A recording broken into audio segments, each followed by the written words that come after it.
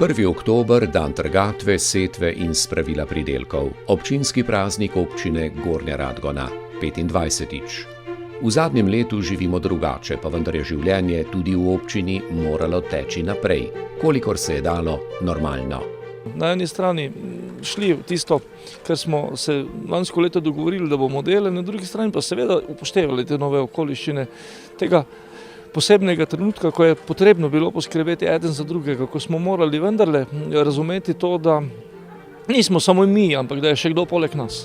Gradili so ceste, začeli graditi večnamensko dvorano, imeli mednarodne pripravljalne tekme, dobili del visokovodnega nasipa. Bil je čezmejni projekt Go Mura, pa festival dogodivščin, delavnice ob dnevih evropske kulturne dediščine. In 4 občine so složno zgradile Center za razvoj zdravja.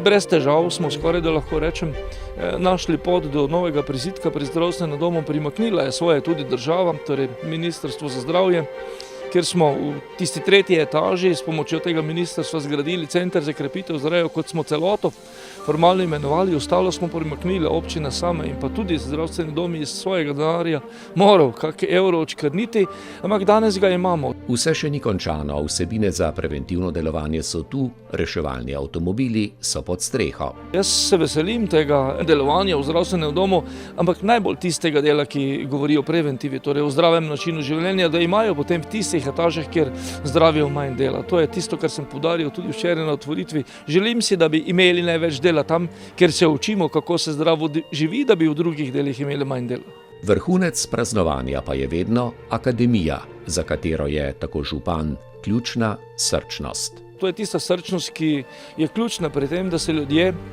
in ravno v krizi se to najbolj pokaže, slišijo eden drugega.